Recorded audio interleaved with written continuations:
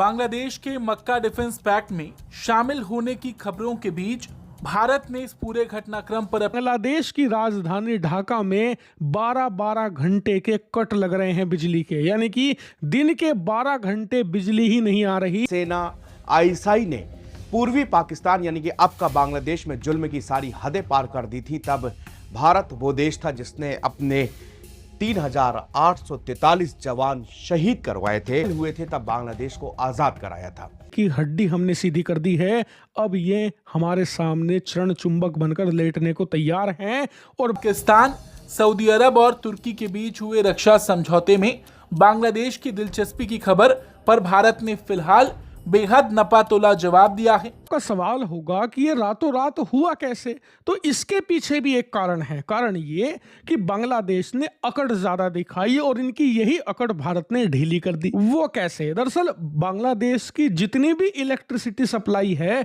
वो भारत से जाती है या भारत से होकर जाती है। आखिरकार पाकिस्तान के बाद जो है बांग्लादेश यानी कि कंगाल देश को साफ तौर पे समझ तो आ ही गया होगा कि भारत से पंगा लेना और भारत से चुनौती लेना कितना ज़्यादा भारी और महंगा पड़ सकता है। जी हाँ, खबरें आ रही हैं कि इस्लामिक नेटो यानी कि जो डिफेंस पैक्ट एग्रीमेंट हुआ था सऊदी अरब, पाकिस्तान और तुर्की के बीच में, उसमें बांग्लादेश जो है वो जुड़ने की कोशिश कर रहा है। और यही देखते हुए भारत ने एक ऐसा कदम उठाया और इनके मुंह पे एक ऐसा झापड़ मारा वो देखने लायक था। यानी कि भारत ने जैसे ही ये सुना उसके बाद ही बांग्लादेश की सारी बत्ती जो है वो गुल कर दी। यानी कि कंगाल देश अब अंधेरे में आ चुका और इसकी इकोनॉमी जो है वो पहले से ही हिली हुई है जब से तारिक रहमान आया हुआ है। मोहम्मद यूनुस के समय तो काफ़ी ज़्यादा ख़राब थी, लेकिन जिस तरह से तारिक रहमान आया, शुरू में बांग्लादेश के साथ भारत के ताल्लुकात अच्छे थे, लेकिन कुछ समय में ही जिस तरह से ताल्लुकात ख़राब हुए हैं उसके बाद से जो सूरत हाल है वो यही है कि अब बांग्लादेश की हालत ऐसी हो गई है मानो वो पाकिस्तान धीमे धीमे बनने की कगार में आ चुका है। अब तो बत्ती भी काट दी गई भारत के द्वारा और भारत के द्वारा ही बांग्लादेश के अंदर यानी कि बांग्लादेश के अंदर बत्ती आती है, लाइट दी जाती है, जो कि अब काट दी गई है।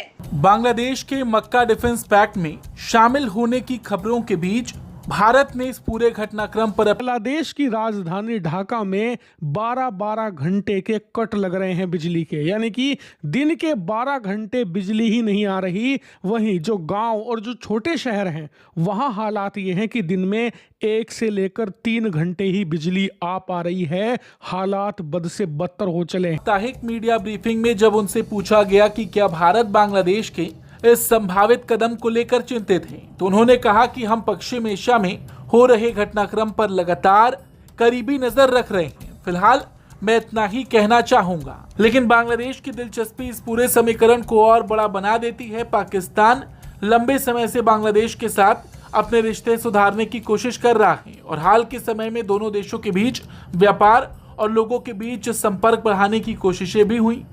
ऐसे में अगर ढाका मक्का पैक्ट के करीब आता है तो पाकिस्तान को कूटनीतिक तौर पर इसका फायदा मिल सकता है। वहीं कई जो इंटरनेशनल एनालिस्ट हैं उन्होंने तो बांग्लादेश के पावर कट को कंपेयर कर दिया है पाकिस्तान के क्राइसिस से। जैसे कि पाकिस्तान में ऐसा ही पावर क्राइसिस पिछले 10 सालों से जारी है, जहां पर वहां बड़े बड़े शहर कराची, लाहौर जैसे सिटीज में मुश्किल से 4-5 घंटे ही बिजली आती है। उसी राह पर अब बांग्लादेश आगे बढ़ चुका। 15-20 सालों में जो भी इंफ्रास्ट्रक्चर खड़ा किया है वो 24 घंटे के अंदर बर्बाद हो सकता है और वही बांग्लादेश में अब शुरू होने जा रहा है। का सवाल होगा कि ये रातों रात हुआ कैसे, तो इसके पीछे भी एक कारण है। कारण ये कि बांग्लादेश ने अकड़ ज्यादा दिखाई और इनकी यही अकड़ भारत ने ढीली कर दी। वो कैसे? दरअसल बांग्लादेश की जितनी भी इलेक्ट्रिसिटी सप्लाई है वो भारत से जाती है या भारत से होकर जाती है। कैसे? दरअसल भारत की जो कंपनियां हैं वो सप्लाई करती हैं बांग्लादेश को बिजली। इसके अलावा नेपाल, भूटान ये भी बिजली बेचते हैं बांग्लादेश को, लेकिन इनकी बिजली पहले भारत के ग्रिड में आती है और फिर भारत से होते हुए बांग्लादेश भेजी जाती है। सेना आईएसआई ने पूर्वी पाकिस्तान यानी कि अब का बांग्लादेश में जुल्म की सारी हदें पार कर दी थी। तब भारत वो देश था जिसने अपने 3,843 जवान शहीद करवाए थे हुए थे तब बांग्लादेश को आजाद कराया था। जल्दीबाजी की असली सवाल अब यह है कि बांग्लादेश अपनी विदेश नीति को कितने अलग अलग खेमों के बीच संतुलित कर पाता है और मक्का पैक्ट आखिर कितना बड़ा क्षेत्रीय सुरक्षा गठजोड़ बन पाता है, जो सऊदी अरब, तुर्की, पाकिस्तान वाले रक्षा ढांचे में शामिल होने की संभावना पर भी विचार कर रहा है। भारत के लिए यही सबसे बड़ी बात है। अगर बांग्लादेश इस पैक्ट का हिस्सा बन जाता है तो दक्षिण एशिया की रणनीतिक तस्वीर में एक नया समीकरण बन जाएगा।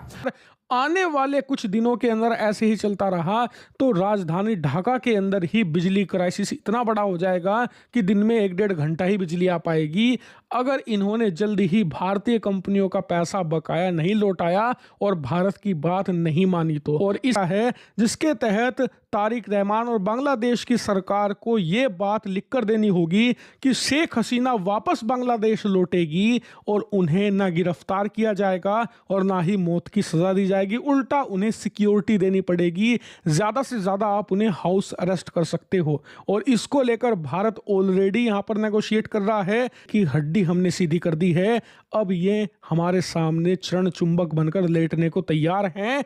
और भारत के बाहर बैठे जो जर्मन शेपर्ड्स हैं उन्हें अब समझ में आ गया होगा कि 2019 में जो वो हल्ला काट रहे थे कि बांग्लादेश भारत को हरा देगा, विकसित बन जाएगा, शायद वो ज़्यादा ही सपने देखते हैं भारत की बर्बादी के, लेकिन उनके ये सपने ये महान राष्ट्र कभी पूरा नहीं होने देगा।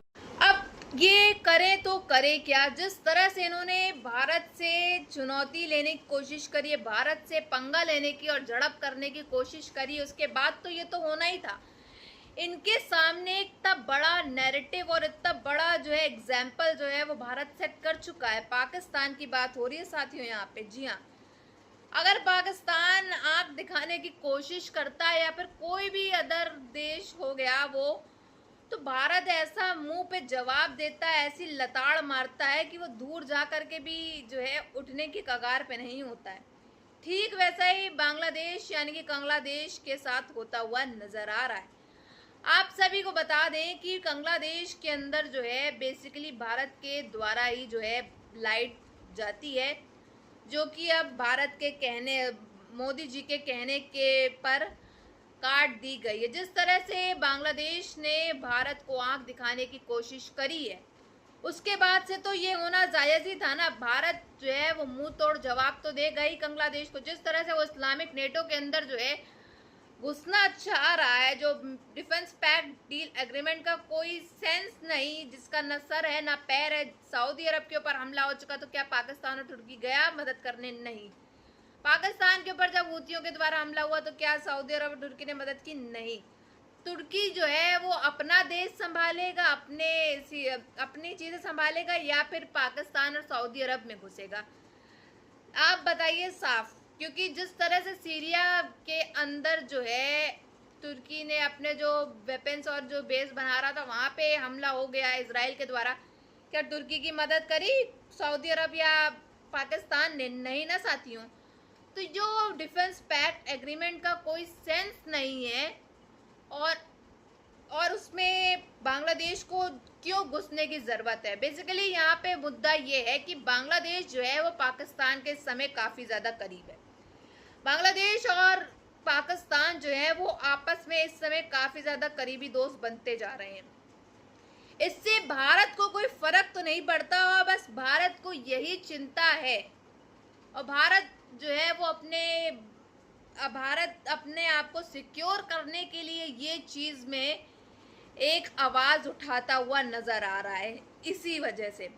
वरना भारत को किसी का डर, ये चीज़ तो बिल्कुल ही नहीं हो सकती। वहीं दूसरी तरफ आप देखें जिस तरह से इनकी बत्ती जो है काट दी गई, उसके बाद से ये घुटनों पे आ गए हैं और जो है भारत के सामने भीख और गिड़गिड़ाते हुए भी दिखाई दे रहे हैं। अब यही होना बाकी था। तारिक रहमान को ऐसे सीधी उंगली से जो समझाया गया वो तो उसको समझ नहीं आया, तो उंगली जो है वो भारत को टेढ़ी करनी ही पड़ गई। बाकी अब इनकी क्या मर्जी है ये तो वक्त ही बताएगा। अगर ऐसे ही चलता रहा तो फिर तो इनकी जो इकोनॉमी जो हिल गई है वो काफ़ी ज़्यादा बंजर होती हुई नज़र आएगी, ठीक पाकिस्तान के तरह। आप सबकी क्या राय है कमेंट बॉक्स में ज़रूर बताइएगा।